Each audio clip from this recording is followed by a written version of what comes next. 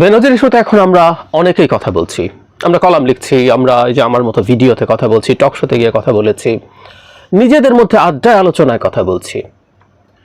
বেনজির আসলে একটা ফেনোমেনন এবং এটা নানা রকম বিচার বিশ্লেষণ হওয়া আমাদের সমাজে খুবই জরুরি আমি মনে করি।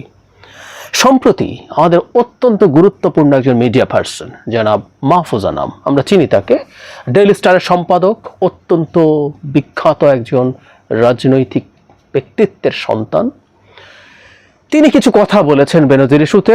আমাদের অনেকের সামনে ভিডিওটা এসছে, ভিডিওটা আমি আমার মন্তব্যে দিয়ে দিচ্ছি। আমি আপনাদেরকে স্ট্রংলি সাজেস্ট করবো ওই ভিডিওটা একটু দেখবেন।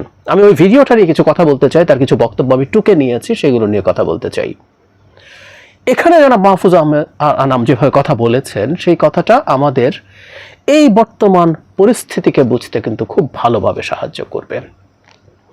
হেডলাইন অনেকে এরকম করেছেন, অনেক টিভি করেছে, দু একটা মিডিয়াতেও এসছে। সেটা হচ্ছে গ্রোসলি যেটা বলছি, উনি মূল টোন, তারপর ওনার বক্তব্যের অনেকগুলো জায়গায় একটু বিশ্লেষণ করার দাবি রাখে। উনি একটা জায়গায় বলেছেন এরকম, সেটাই অনেকে হেডলাইন করেছেন, যে বেনজির সম্পর্কে বা তার কুকীর্তি সম্পর্কে মিডিয়া সবকিছু জানতো, কিন্তু তারা সাহস করেনি রিপোর্ট করার জন্য।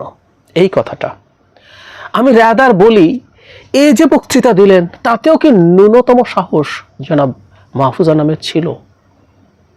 অত্যন্ত ব্রিলিয়ান্ট মানুষ উনি। বেনজির কাণ্ডে যা যা ঘটেছে, কেন ঘটেছে, কিভাবে ঘটেছে, কারায় ঘটেছে, বেনজিরের স্পর্ধা কেন হলো, এই ভয়ঙ্কর দুঃসাহস কেন হলো, এইগুলো বোঝার জন্য খুব অল্প জ্ঞান বুদ্ধি লাগে। আমাদের মতো খুব অল্প জ্ঞান বুদ্ধির মানুষ এগুলো আমরা বুঝে গেছি, বুঝে যাই। কিন্তু যারা মাহফুজ আনাম কি বোঝেননি? তার মানে কেন এভাবে কথা বলছেন? ওনার বক্তব্যগুলো আমি একটু বিশ্লেষণ করি। উনি একটা জায়গায় বলছেন, শুরুর দিকেই বলছেন মিডিয়াকে কাজ করতে দিলে সরকারের ভালো হয়। যেমন তিনি বলছেন ব্যাংক লুট, money laundering, criminalisation of institutions যে এক্সটেন্টে হয়েছে, সেটা মিডিয়া যদি রিপোর্ট না করত তাহলে সরকার জানতে পারতো না। তারপর তিনি বলছেন সরকার যদি আরও সুযোগ দিত মিডিয়াকে আরো ফ্রিলি কাজ করার জন্য, তাহলে সরকার আরো বেটার সার্ভড হতে পারত। ওনার এই কথাটা খুব ইন্টারেস্টিং, সরকার বেটার সার্ভড হতে পারত। তার মানে ওনার কথা মতে সরকার সার্ভড হতে চায়। আমরা প্রশ্ন করি সরকার কি সার্ভড হতে চায়?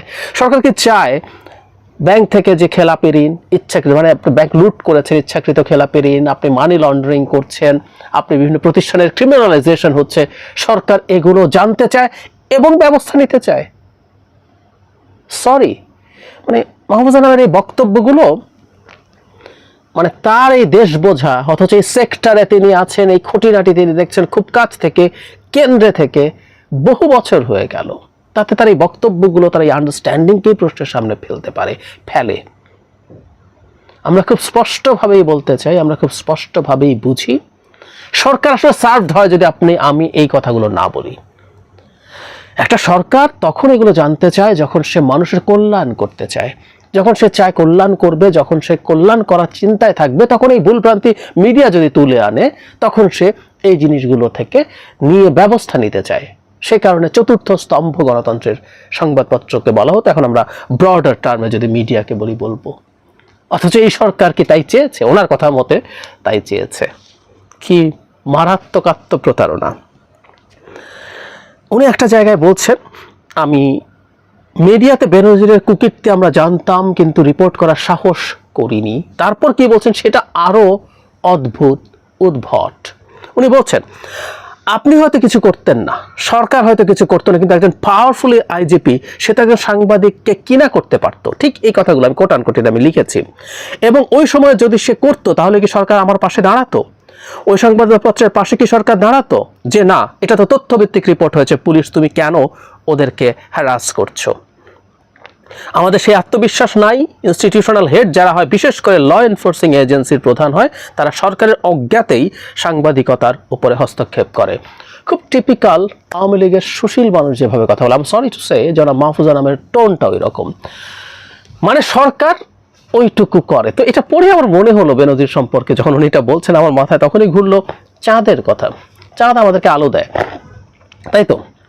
আমরা দেখি পূর্ণিমার সময় যথেষ্ট পরিমাণ আলো সারা পৃথিবীতে দেখা যায়, কিন্তু চাঁদের কি নিজের আলো আছে? চাঁদের আলোটা একটা রিফ্লেক্টেড লাইট। ওটা সূর্যের আলো এসে রিফ্লেক্ট করে আমাদের ওখানে পাঠায়, তাদের নিজের কোনো আলো নাই। বেনজির একটা চাঁদ, এইটুকু কি জনাব মাহফুজ আনাম বোঝেন না? আমাদের যে কারো চাইতে ভালো বোঝেন। জনাব বেনজির একটা চাঁদ, তার নিজের কোনো আলো নাই। ওর যে দম্ভ, ওর যে হ্যাডাম, ওর যে বিভৎস অ্যারোগেন্স আমরা চারদিকে দেখলাম, কাউকে তুচ্ছ তাচ্ছিল্য করা, যে কাউকে যাকে তাকে। আমি একটা ভিডিওতে দেখিয়েছিলাম প্রেস ক্লাবের প্রেসিডেন্ট এবং 2 টার্ম আওয়ামী লীগের এমপি এত পাওয়ারফুল একজন মানুষ তুলে নিয়ে গিয়ে স্রেফ তার টিভির পার্সেন্টেজ লিখে নিয়েছে। একরের পর একর সম্পত্তি ভয়ভীতি দেখিয়ে পানির দামে কিনে নিয়েছে সংখ্যালঘু সম্প্রদায়ের। এই মানুষটার এই দম্ভ, এই বিভৎস অ্যারোগেন্সের উৎস তো সরকার। সুতরাং সরকার কেন জনাব বেনজিরকে বাধা দিতে যাবে? এবং সরকার অজ্ঞাতে, সরকারের অজ্ঞাতে কিছু হয় না। সরকার প্রতিটা এইরকম চিফের পেছনে ফেউ লাগিয়ে রাখার নিয়ম রাখতে হয়। আপনি একটা জনগণের কল্যাণকামী সরকারও যদি হন, আপনার উচিত হবে এই ধরনের গুরুত্বপূর্ণ পদে ফাঁকা মানুষদের পেছনে গোয়েন্দাদের কাজ করতে দেয়া, সো দ্যাট আপনি এদের সম্পর্কে তথ্য রাখেন। আর যেই সরকারটা এরকম ভাবে ক্ষমতায় আছে, একটা মাফিয়া সরকার, সে তার অন্যান্য ক্ষুদ্র মাফিয়া, প্রতিটা এই চিফরা, পুলিশ চিফ একটা মাফিয়া। বেনজির যখন ছিলেন তার পেছনে আপনি লোক লাগিয়ে রেখেছেন, কারণ সে আপনার ক্ষমতার উল্টো পাশে কিছু করে কিনা সেই ঝুঁকি আপনার থাকবে, আপনি এটা দেখবেন। সো প্রত্যেকটা তথ্য, এই যে জনাব মাহফুজ আনাম বলছেন সরকারের অজ্ঞাতসারে কোনো কিছু হয় নাই। ও যদি কোনো একটা রিপোর্টের জন্য ধরে নিলাম ডেইলি স্টারে কোনো সাংবাদিককে হয়রানি করছে, ওটাও সরকার জানতো এবং সরকার ওটা করার ব্ল্যাঙ্ক চেক তাকে দিয়েছে। That is the trade of, for gods সেক। বহুদিন বলেছি আমি, অন্তত অত্যন্ত ছোট একজন মানুষ, প্রথম দিন থেকে যখন বেনজিরকে নিয়ে কথা বলছি, এটাই ট্রেড অফ। তুমি আমার ক্ষমতায় থাকার জন্য নোংরা ন্যাস্টি কাজগুলো করো, তোমাকে আমি যাতা করার সব ক্ষমতা দিচ্ছি, আমি কিচ্ছু করবো না, শুধু তুমি আমার ক্ষমতার প্রতি চ্যালেঞ্জ সৃষ্টি করো না। তোমার কিছু রেড লাইন আছে, রেড লাইনগুলো ক্রস করো না, দেন ইটস ওয়েল অ্যান্ড গুড। উনি বলছেন সরকার ব্যবস্থা নেবে। যারা বেনজির যখন র্যাবের স্যাংশন পেয়েছেন, কি করেছে সরকার? মানে আপনি ধরিয়ে দিলে এই হবে সেই হবে, কি করেছিল আমাদের মনে আছে না? রীতিমতো তাকে জাতিসংঘের প্রোগ্রামে হয়ে আমেরিকায় ঘুরিয়ে এনেছে। বর্তমান আইজিপি র্যাবের স্যাংশন পেয়েছে, তারপর কি তাকে আইজিপি করতে সরকার দ্বিতীয়বার দ্বিধা করেছে? তাকে তো এক্সটেনশনও দিয়েছে। তাতে কি জনাব মাহফুজ আনাম বুঝতে পারেন না সরকার আসলে জানুক না জানুক সরকার অজ্ঞাতসারে হবে?